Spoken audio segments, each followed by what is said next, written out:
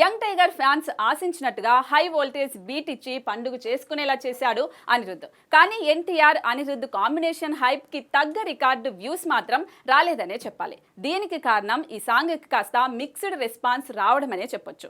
అసలు ఈ సాంగ్ లోని లిరిక్స్ అర్థం కావాలంటే ఒకటికి 2-3 సార్లు వినాల్సిందే. అనిరుద్ధ్ కొట్టుడుకు లిరిక్స్ అస్సలు అర్థం కాకుండా ఉన్నాయి. మ్యూజిక్ బాగానే డామినేట్ చేసింది. దానికి తోడు అనిరుద్ధ్ హీరోయిజం ఒకటి.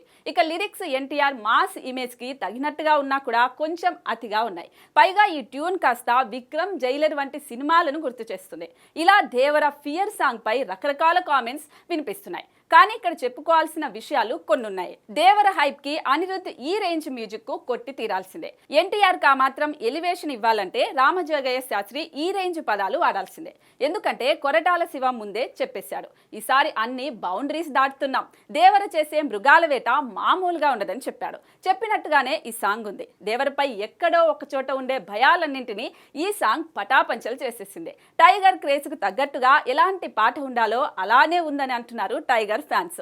పైగా అనిరుద్ధ్ మాస్ సాంగ్స్ కి ఇన్స్టెంట్ గా హిట్ కావు, స్లో పాయిజన్ లా ఎక్కుతూ ఉంటాయి. గతంలో వాతి కమింగ్, హుకుం వంటి పాటలకు కూడా ముందుగా ఇలాంటి రెస్పాన్సే వచ్చింది.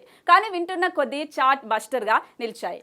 ఇప్పుడు ఫియర్ సాంగ్ కూడా అలాగే ఉంటుందని, థియేటర్లో ఈ సాంగ్ మామూలుగా ఉండదని అంటున్నారు. మరి థియేటర్లో ఫియర్ సాంగ్ ఎలా ఉంటుందో చూడాలి.